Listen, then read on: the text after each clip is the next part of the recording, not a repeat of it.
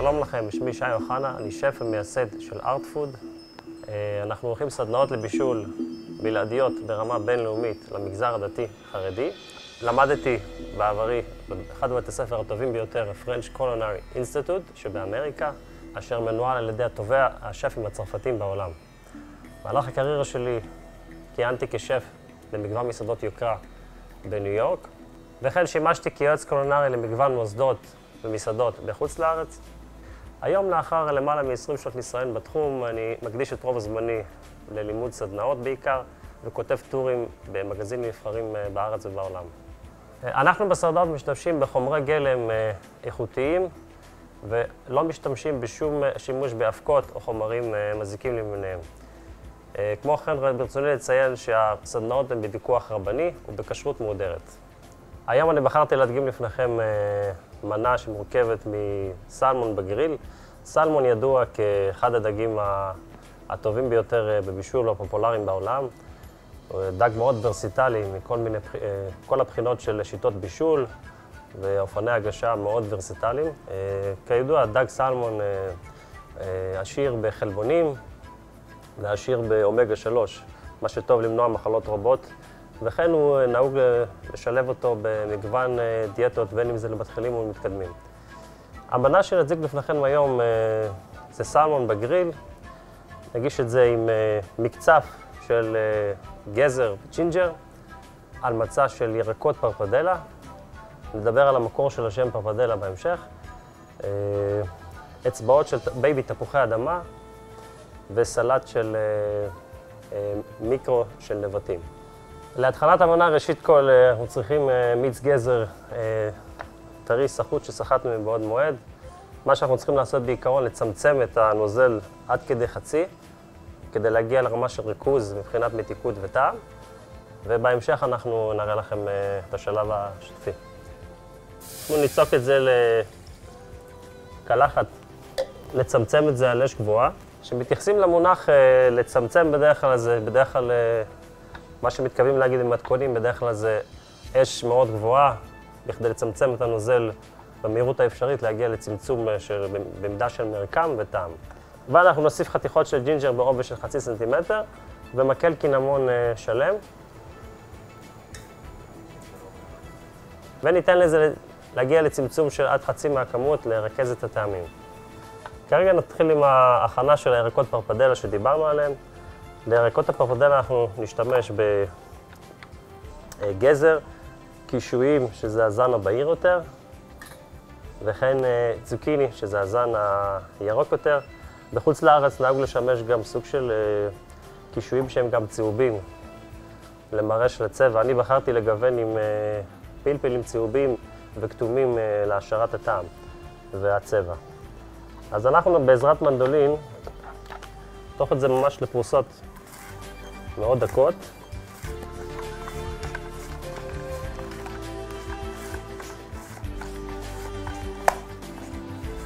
ככה זה אמור לצאת.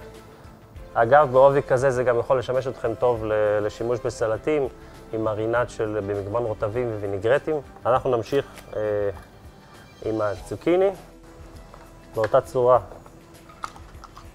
של חיתוך.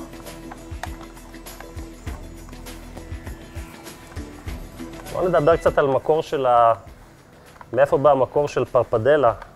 פרפדלה במטבח האיטלקי, למעשה זה שם של סוג של פסטה שמשתמשים במטבח האיטלקי.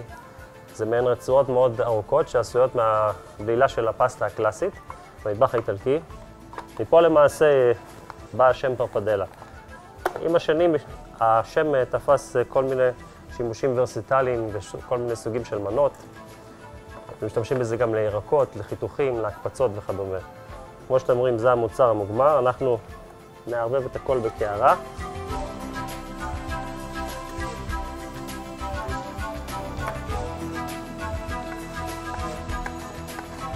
זה הקישואים הבהירים שעשינו. לחיתוך של הגמבות אנחנו נחכה את אותה צורה, רק נשתמש בסכין ולא במנדולין. אנחנו פשוט נפלט את הגמבה בצורה אורכית. שיטה מאוד קלאסית, לכל האורך. ככה שנכוון גוון שהוא מאוד ארוך. אחת השיטות המתקדמות יותר. מפה למעשה אנחנו צריכים את העובי שיהיה שווה לקישואים, אז אנחנו נוציא את החלק הפנימי של הגמבה. נמליץ להשתמש בסכין דקה למטרה הזאת. עכשיו, בכדי שנקבל אורך שווה,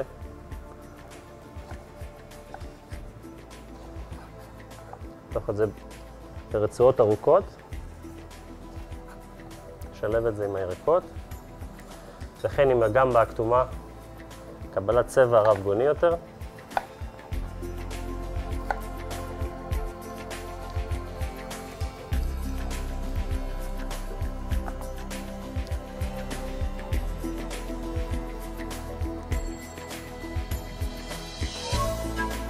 נחתוך את זה באותה צורה, כמו שעשינו עם הגמבה הצהובה.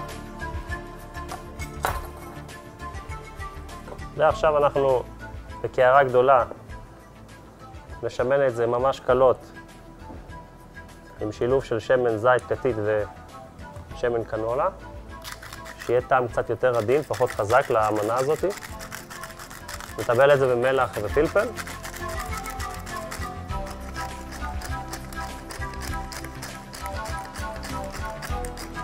ונחמם את המחבת להקפצה של הירקות.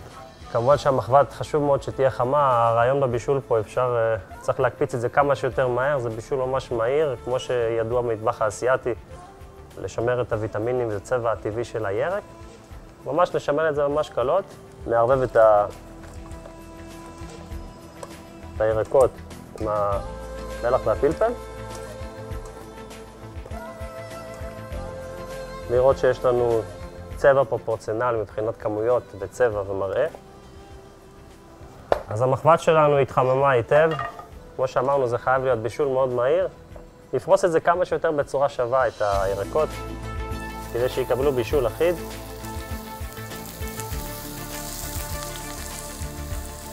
להשתדל לא לשים כמות גדולה של ירקות, בכדי שיוכלו להתבשל כמו שצריך.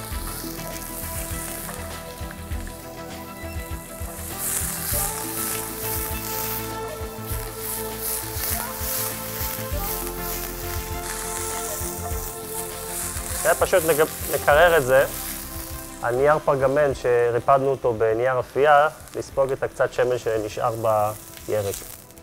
ונחזור לפעולה. אגב, את אותה פעולה אפשר לעשות במגש מאוד שטוח, ולפות את זה בתנור בחום של 200 מעלות בערך כ10 דקות. נמשיך עם הירקות שיש לנו פה.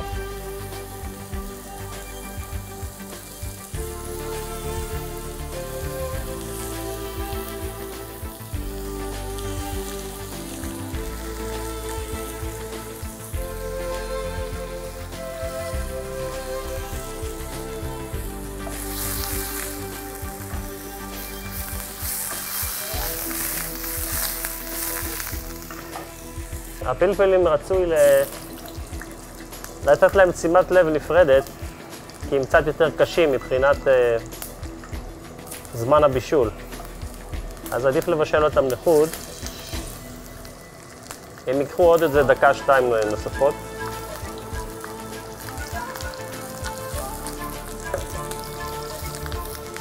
במקביל שהפלפלים בהקפצה, נראה לכם איך לפלט את הסלמון בצורה מאוד מיוחדת, כמעין צורה של טורנדו, שזה מעין שבלול.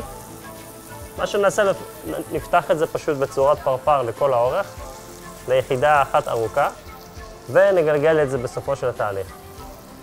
נתחיל לפלט את זה מהחלק התחתון של הדג, כל האורך.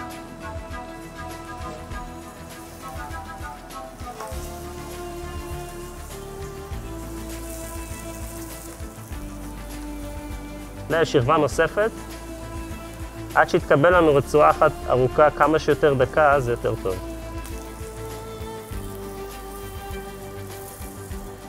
נשתדל שזה יישאר מחובר. אם זה לא מחובר זה לא נורא. ממילא מחברים את זה בעזרת קיסם בסופו של התהליך לפני הבישול.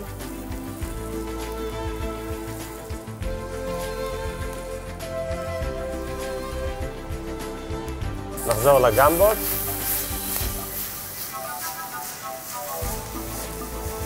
ויתקרר פה על גבי מגש. מה שנעשה עכשיו, אנחנו נגלגל את הדג, נהפוך אותו.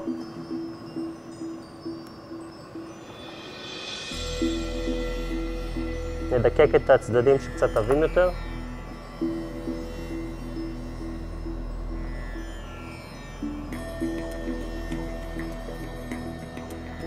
ופשוט נגלגל את זה לכל האורך.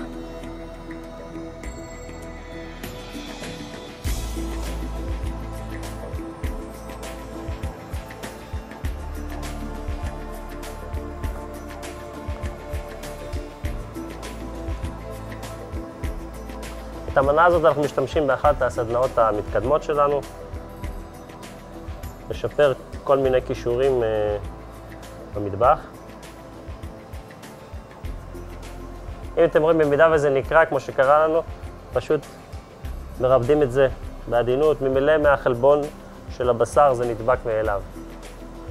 למעשה זה כבר דבוק, אבל להבטחת הצורה, שזה ישמור על הצורה הכי יפה במהלך הבישול, השריתי במאוד מועד קצת שיפודי במבו מעץ במים, כדי שלא יישרפו במהלך הבישול. ונשפד את זה פשוט צורת שתי וערב, לאורך כל הדג, כדי לשמור על הצורה, כמו שאמרנו. ונעבור להכנת הדג. הכנת הדג מורכבת משני שלבים למעשה.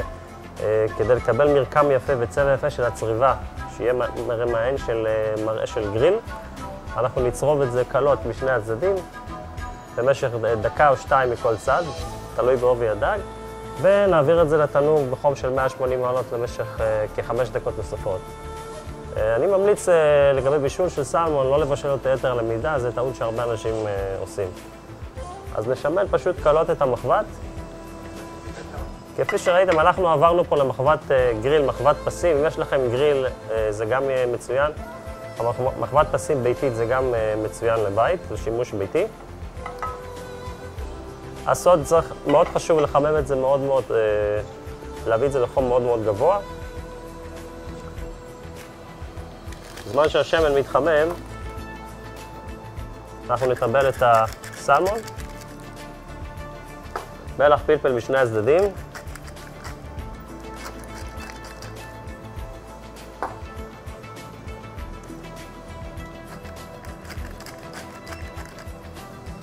ונשמן את זה ממש קלות.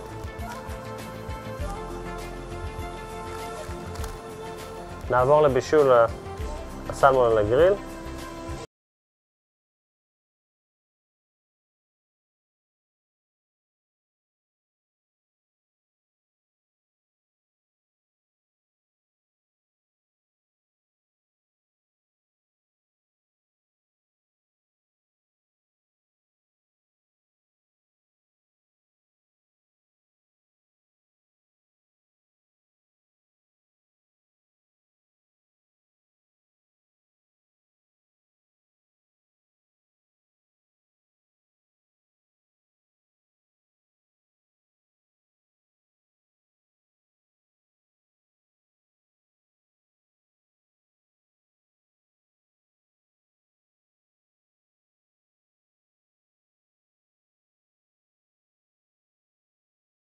הוא מתחיל להלבין בחלק הפנימי של החלק התחתון של הדג, כלפי מעלה, והחלק הפנימי צריך להיות ורוד יותר.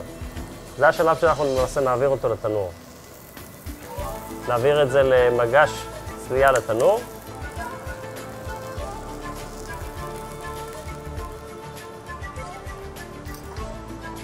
ונסיים את הבישול בערך כ5 דקות נוספות בתנור שחומה מבעוד מועד ל-180 מעלות.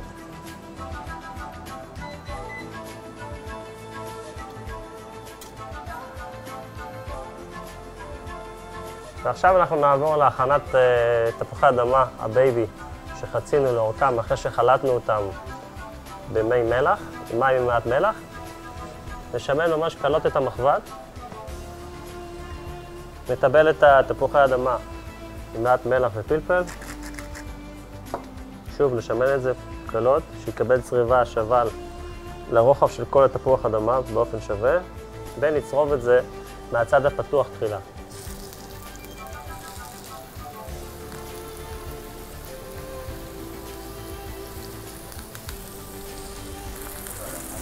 אתם רואים, אנחנו הופכים את זה לצד השני. למעשה השיטת בישול שאנחנו עושים פה, כשחלטנו את התפוח אדמה מבעוד מועד, השלב השני הוא הצריבה, מקורה של השיטה הזאת במטבח הצרפתי, מה שנקרא תפוח אדמה ריסולה. וכמובן בסיום התהליך של ההכנה, נהוג במטבח הצרפתי להוסיף חמאה. אנחנו נוסיף מזולה, מחמאה פרווה, ממש בסיום הבישול. ואני ממליץ לתת לזה ניחוח ארומטי יותר. אפשר להוסיף או פטרוזיליה או עלה תימין.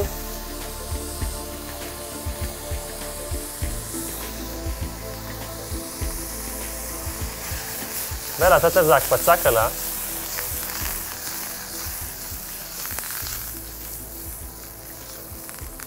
מה שנותן ברק יפה מאוד לתפוח אדמה ופיניש מאוד זהוב ומבריק. ונחזור למיץ הגזר שצמצמנו, זה הגיע עד חצי מהכמות. כפי שאתם רואים, עם הג'ינג'ר והמקל קינמון. בכדי להסמיך את הנוזל, אנחנו נשתמש בגרידה של תפוח אדמה בקליפתה. כמובן שטפנו את זה מבעוד מועד וגירדנו, אנחנו פשוט נוסיף גרידה של תפוח אדמה בקליפתה. נביא את זה לרתיחה במשך 2 עד 3 דקות, בכדי שיספיק להסמיך את הנוזל. ובסופו של תהליך אנחנו למעשה נסנן את זה, ונסיים את הרוטב, לתת לו קצת מראה קרמי במעט שמנת פרווה. ובסופו של התהליך אנחנו נקציף את הרוטב ממש סמוך להגשה, בכדי לשמור על האוויר והאוויריות של המראה. אז כפי שאתם רואים, לאחר שהוספנו את תפוח האדמה, זה הסמיך לנו את הרוטב בצורה טבעית, ללא סוג של תוספת של עמילן, קמח, קורנפלור וכדומה. ועכשיו אנחנו נסנן את הרוטב.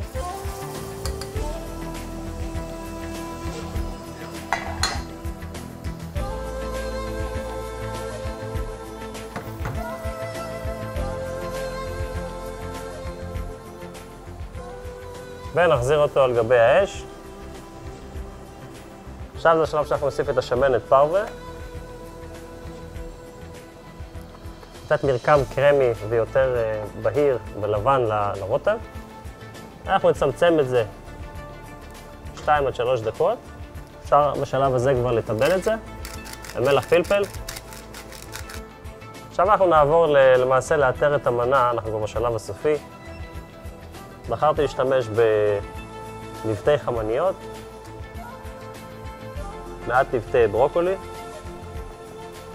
לאיתור אתם יכולים לגוון עם כל סוג של נבטים שאתם אוהבים, ומעט פטרוזיליה, שישתלב מאוד יפה עם הנבטים. ולתת קצת חדות בטעם, נוסיף קצת בצל ירוק, לחתוך את זה בצורה אלכסונית כמה שיותר דק.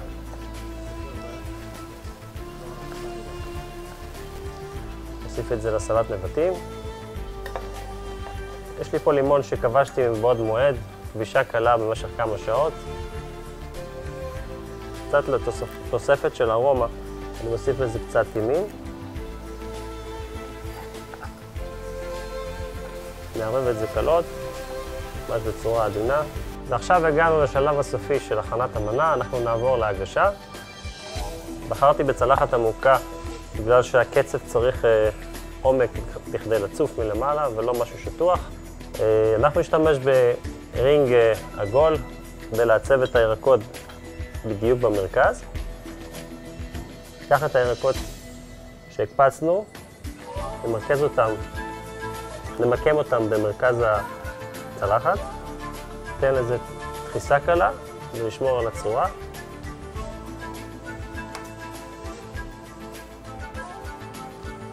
מסביב אפשר לאתר קצת בפלפל הצהוב שגם צרבנו. מסביב אנחנו נאתר את המנה באצבעות התפוחי האדמה שאנחנו בישלנו. ונוציא את הסלמון שאפינו בתנור.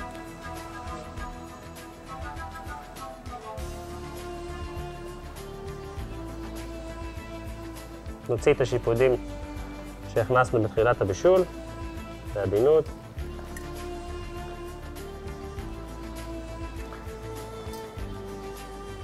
בעזרת הרבד אנחנו נעביר את הסלמון, נניח את זה על גבי הירקות כמה שאפשר במרכז.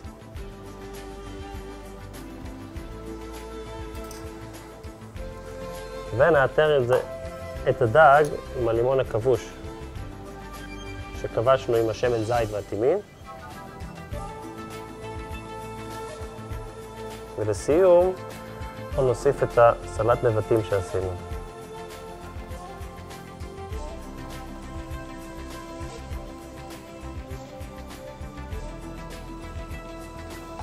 וחשוב מאוד בשלב הסופי של המנה, של ההגשה, אנחנו נקציף את המקצב של הרוטב, גזר וג'ינג'ר.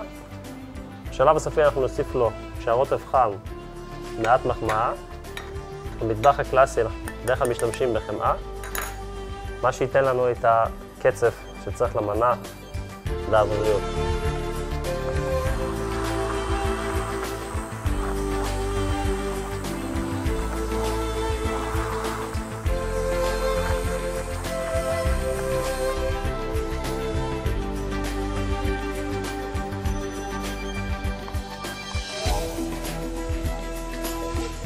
והנה לכם גריל טורנדו של סלמון על מצע של ירקות פרפדלה, תפוחי אדמה בייבי ומקצב של גזר וג'ינג'ר עם סלט נבטים ולימון כבוש. היה לי לעונג לשתף אתכם בהכנת המנה. בהזדמנות זו ברצוני להודות לעיתון המודיע על כל ההפקה הנהדרת והעזרה הרבה שהיא סייעה לנו בכל הכנת האירוע היפה הזה, וכן למטבחי בוש, ונתראה בסדנאות בעזרת השם. תודה.